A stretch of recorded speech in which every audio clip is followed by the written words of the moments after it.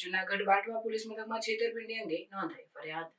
ગોવિંદ ડાકી નામના ખેડૂતે 9,10,000ની છેતરપિંડી કરી। વિજય હિંગરાજીયા નામના ખેડૂતે આપેલ રકમ લઈને ભીતાણા ગામ જવા નીકળેલ ગોવિંદ ડાકીએ છેતરપિંડી કરેલ।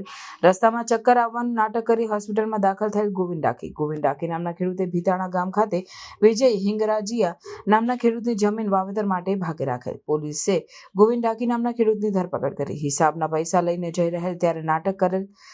હિસાબની પૈસાની રકમ રિકવરી કરાઈ છે। કેશોદ ડીવાયએસપી બાટવા પોલીસે આગળની કાર્યવાહી હાથ ધરી। સ્ટોરી જગદીશ યાદવ, જૂનાગઢ।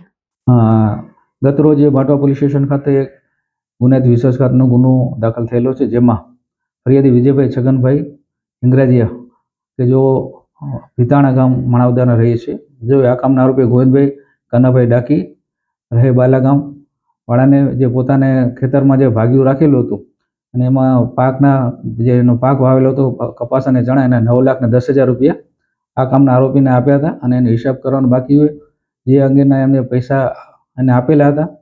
જે એને આપેલા ને આરોપીને જે હિસાબ કરવાનો બાકી હતો, જે આરોપી વિશ્વાસ પોતાના કોઈ આરોપ પૈસા છે જે પોતે ગાડીમાં જતી વખતે કોઈ ચક્કર આવીને પડી ગયા ને એ દરમિયાન લઈ ગયેલા ને પૈસા આપવા ન પડે એ બાબતે એને ગુનાહિત વિશ્વાસઘાત કરેલ।